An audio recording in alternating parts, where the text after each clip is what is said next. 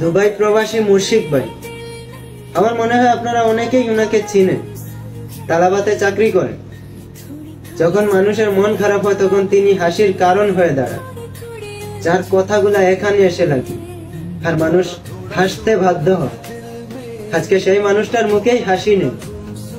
একটা অ্যাক্সিডেন্ট করে নিজের হাতটা হয়তো হারাতে বসেছে। জানি না ভাই আপনাকে কি বলে সান্ত্বনা দেব, তবে পুরো জাতির কাছে শুধু একটা অনুরোধ করি যে ভাইয়াটার জন্য আপনারা দোয়া করবেন, যাতে উনার সেই হাসি মাখা মুখটা আমরা আবার দেখতে পারি, উনি যেন আবার আমাদের মাঝে ফিরে আসে।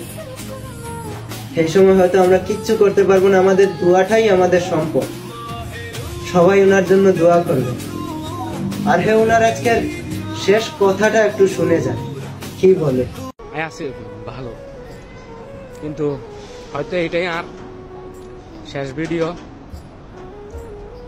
হয়তো এটাই শেষ দেখা। সবই আল্লাহর রহমত আর কি। আল্লাহ অনেক বড় নিয়ামত ফার্স্টে দিছিল, পাইছিলাম। আপনাদের সকলের দোয়ায়, আল্লাহর রহমতে আবার আপনাদের মাঝে আসছি।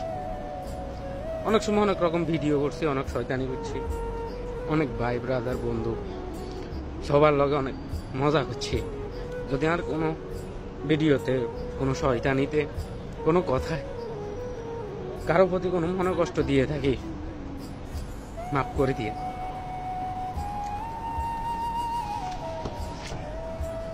এরকম করে বিদায় নিমু কল্পনা ছিল না।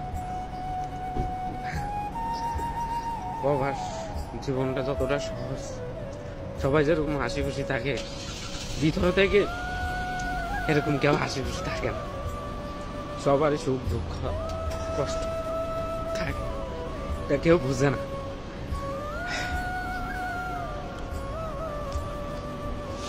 দোয়া করিয়েন